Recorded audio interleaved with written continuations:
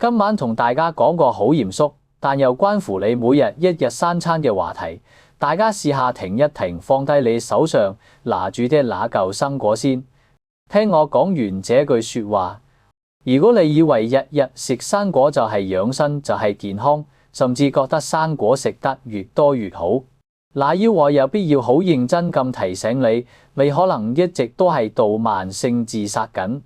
好多人同我講啊 ，Sir， 我有做運動，我不煙不酒，夜晚又早睡，點解我去體檢那個肝酵素會爆標？甚至醫生看着報告皺晒眉同我講：陳伯，你個肝花晒有脂肪肝，甚至有肝硬化跡象大家心裏面一定會有個大問號。我又沒飲酒，我又沒食肥豬肉，點解個肝會變成這樣？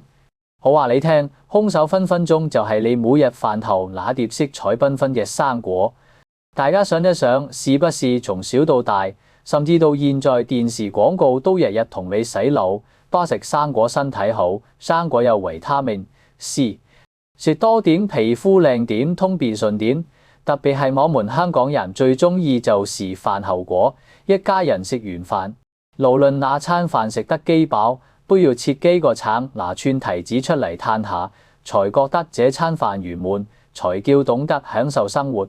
甚至有些很注重健康嘅師奶，或者想減肥嘅女人，正餐都不食飯了，就是切一大盤生果當一餐，覺得這樣肯定瘦，肯定健康啦。結果是怎樣？結果是肝臟不但沒變好，反而越來越差。我不想嚇大家，但是事實擺在眼前。我有位街坊陳伯，今年65歲，剛剛退休，他真的很乖，煙仔都不掂，嘴又戒晒，日日晨運由山腳行到山頸。但是上個月去公立醫院驗身，報告一出，嚇到他幾個窿都冇喐，重度脂肪肝，仲有輕微肝纖維化。陳伯拿着張報告問醫生：醫生，你有沒有搞錯啊？我連紅燒肉都不敢食，點會有脂肪肝？醫生問多兩句，原來陳伯每日晏晝都要食一大盤生果，有時見到街市生果特價，買得仲多當飯食。各位記住了，肝臟是我們人體最大嘅化工汗，它好硬淨，亦都好啞忍，窮到不會叫一聲。但是有兩重水果陷阱，正正是專門攻擊肝臟嘅刺客，一重是你看得到嘅毒，另一重是你看不到的毒。今日這部影片，我就同大家踢爆這兩個陷阱，特別是第二重，好多人一日食緊都不知道。如果你不想老嚟先至排隊換肝，這部影片一定要看到最後。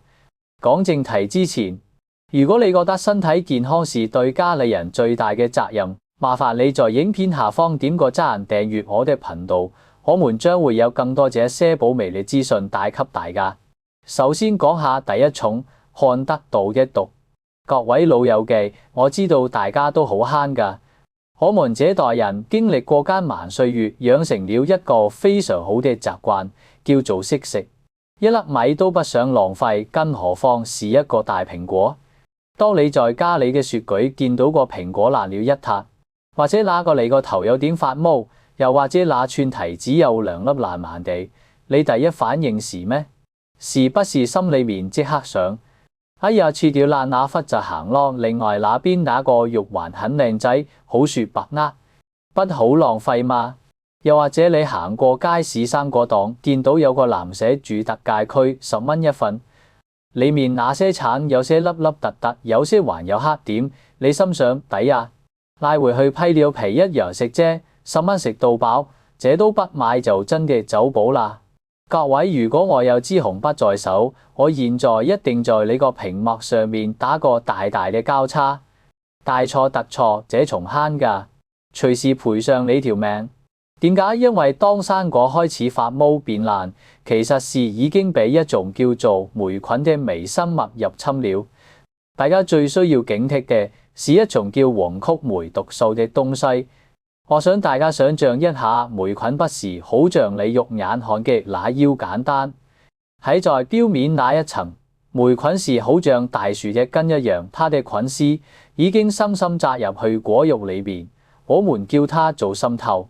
你以為你拿把刀切走了那忽就沒事，其實霉菌的孢子已經好似墨水滴入清水那樣，擴散到周圍都是。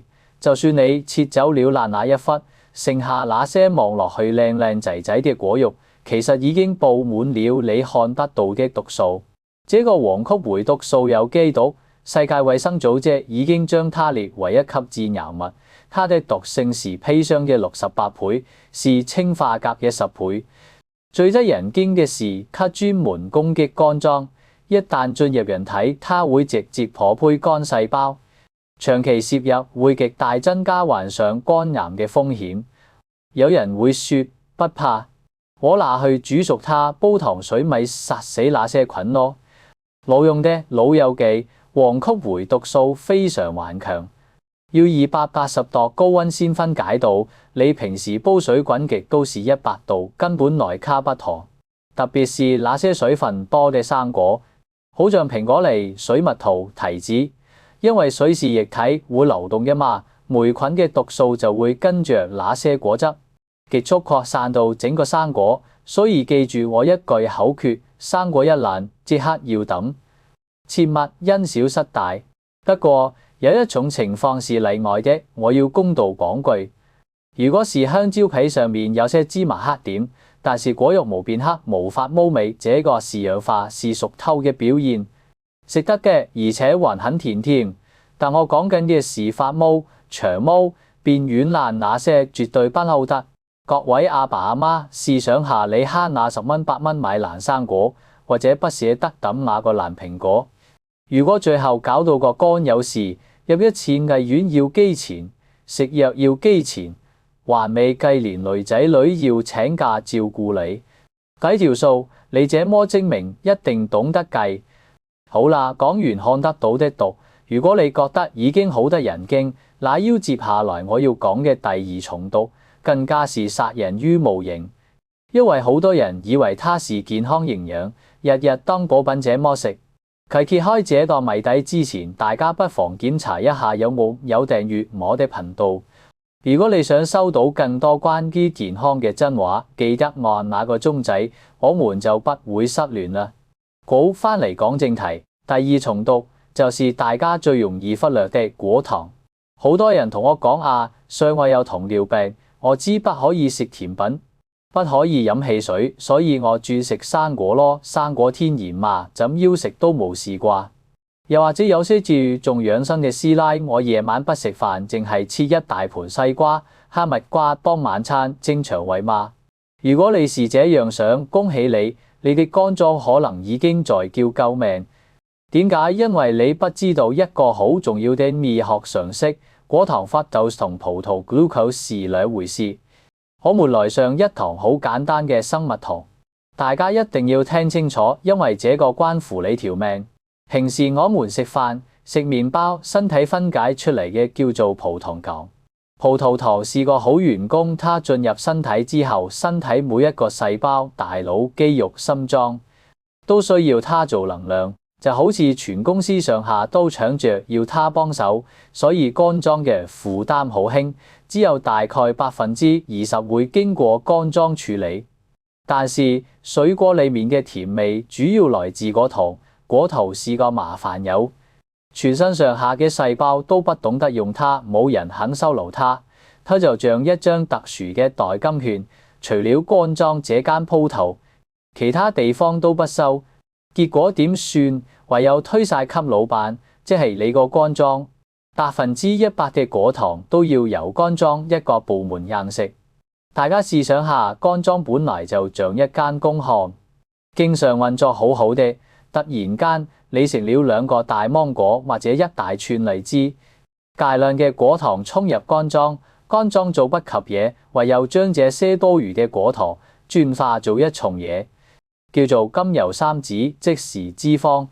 這些脂肪去哪裡？一部分堆在你個肚腩，變成中央肥胖，另一部分就直接堆積在肝臟細胞裏邊，久而久之，個肝就變成了磨肝那腰癌。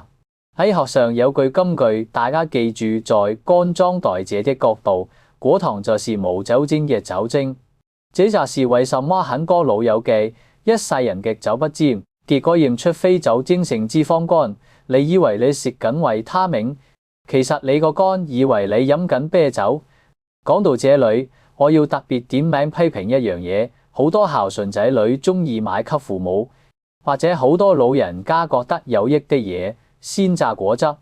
好多人覺得，哎呀，阿爸阿媽牙力不好，咬個喐個蘋果不如榨汁給他們飲啦，精華都在裡面嘛。錯晒，大錯特錯。大家要明白，上天做水果給我們食，是設計好了一個安全機制嘅。這個機制就係試食纖維。當你食一個橙，你要剝皮，要撕開，要咀嚼，纖維會在你腸胃裏邊形成一層網，阻慢糖分嘅吸收，令到肝臟不會一下子爆煲。但是當你將水果放入榨汁機，發生了什麼事？第一，你打爛晒那些纖維，甚至隔走埋個渣，即是拆了個安全網。第二，你飲一杯橙汁可能要用4個橙，試下叫你一次過食4個橙，你食到第2個已經飽到上心口，食不落啦。但是飲一杯由4個橙榨成嘅汁，咕嚕咕嚕2分鐘就搞掂。這杯橙汁落到肚，因為冇纖維阻擋，那些高濃度果糖就好似洪水猛獸那樣，直衝入你個肝臟。對於肝臟嚟講，這不僅不是營養，簡直是一次生化襲擊。所以記住我講，如果你想個肝好，水果要食，千祈不好飲果糖。如果是子彈，果汁就是機關槍。果汁其實就是一杯加了維他命嘅可樂，甚至比可樂更傷肝。好啦，明白了這個原理，大家最關心嘅問題來了。誰撳到底哪幾種生果最危險？以下這張黑名單，如果你或者你家裏人個肝已經不是幾好，或者有糖尿病、脂肪肝背景嘅，記得要避之則吉，或者淺嘗即止。第1號殺手，水果之王，榴蓮。好多老友嘅鍾意食榴蓮，覺得滋補，沒錯，它是好補。補脂肪，榴蓮不單止糖分極高，最攞命是它嘅脂肪含量都好高。食一嚿榴蓮，熱量隨時等於3碗白飯。對於肝臟來講，又要處理糖，又要處理油，簡直是雙重打擊。如果你有脂肪肝，食榴蓮等於直接向個肝淋油。第2號殺手，荔枝龍眼。俗語話一粒荔枝3把火，其實在營養學嚟講，是一粒荔枝3時糖。荔枝同龍眼嘅果糖含量是水果界數一數二嘅。最慘是什麼？是它們細細粒，好容易一粒接一粒。看電視不知不覺就食了1磅，這種無意識進食令你攝入嘅果糖遠遠超標。第3號殺手，提子，特別是颶風黑提。提子啊，係另一個陷阱，特別是現在嘅新品種越來越甜。提子皮上面那層白霜，雖然是天然果粉，但果肉裡面嘅糖分驚人，而且好多人覺得提子補血就搏命食，其實補血效果好輕微，但補脂肪效果就立竿見影。如果你真嘅要食，每日限制在什麼以內，千祈不好心串拿着食。最後要提防嘅是經過加工嘅果乾蜜餞。新鮮生果抽乾水分之後，糖分是幾倍級濃縮。大家試下食新鮮杏脯，食2個酸到你牙軟，但是做成杏脯肉，你可以一次食成包。加上好多商家為了好食，仲會額外加糖去醃製。這些不是生果，這些是橙果。老友記，千祈不好當零食，一啖都嫌多。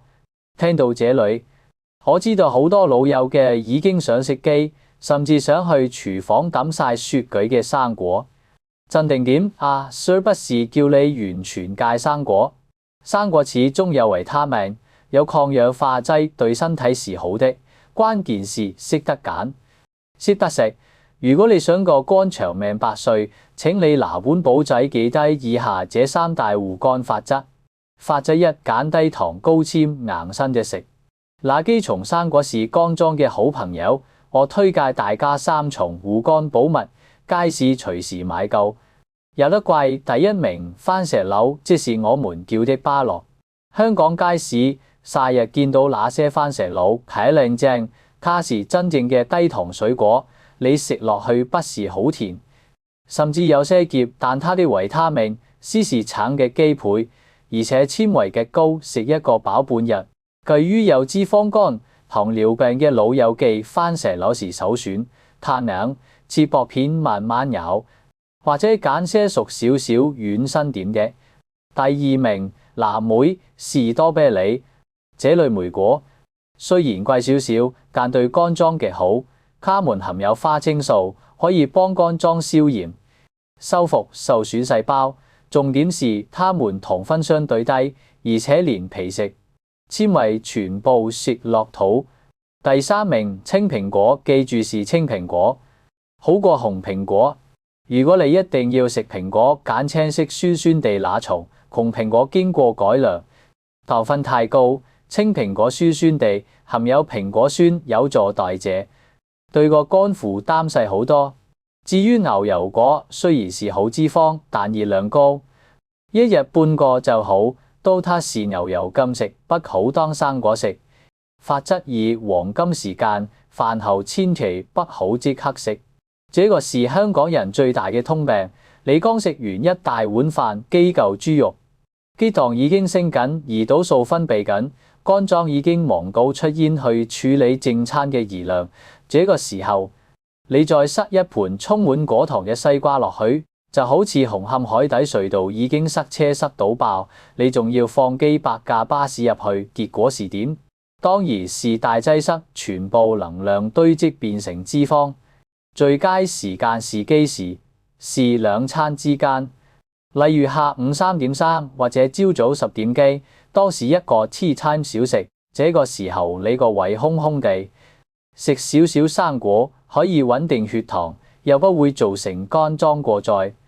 法則3：份量控制，舉起你個拳頭，食幾多先叫夠？不是拿個磅去稱，用你哋身體做尺。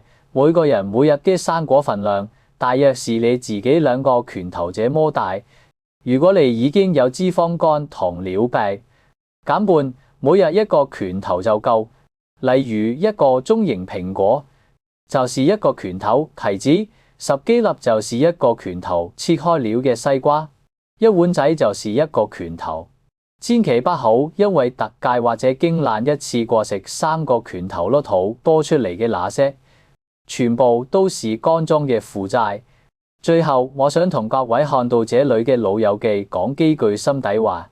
我知道你們這一代香港人是最捱得最慳得嘅一代，後生嗰陣咩好嘢都留給仔女食，自己食埋剩嘅食隔夜的，到老了仔女大晒，你依然不捨得對自己好，去街市買生果，專揀收檔前那些難免特價貨，心想批了皮米一樣，慳翻10蚊8蚊，可以留給個孫買糖食。但是各位阿爸阿媽，你有冇想過，如果你因為食這些爛生果，或者因為無節制禁食高糖生果，搞到個肝硬化生癌，最後睡在醫院張病床度，那些醫藥費可能是你慳埋那幾十年生果錢嘅幾百倍。更重要嘅是你受苦，你那些仔女心痛啊！我有個朋友，他媽媽就是這樣，一世人慳㗎，結果肝癌走了，他喊住同我講：我寧願阿媽當年食最好嘅生果，食最貴嘅藍莓，都不想他為了慳那少少錢，搞到自己那腰辛苦。健康是你唯一真正屬於自己嘅財富，亦是你留給仔女最好的禮物。一個健康嘅長者行得走得，不使仔女擔心，其實就是對他們最大嘅支持。所以應承我，由今日開始，見到爛生果狠心點抌了它，那是毒藥，不是食物。見到高糖生果，忍手點食少嚿，那是負擔，不是享受。見到仔女買靚生果給你，開心點食了它，那是愛，不要放傲懶。愛惜個肝，即係愛惜你自己，亦即是愛惜你個家。如果你覺得這部影片講得對，請你做一個動作，將這部影片分享給你身邊那些生果狂魔老友記，又或者發去你個屋企WhatsApp群組，可能就是因為你這一個分享救返你親人嘅一個肝。大家記住，食吉精明，肝臟常青。如果未訂閱的朋友，記得訂閱我的頻道。祝各位身體健康，我們下部影片，拜拜。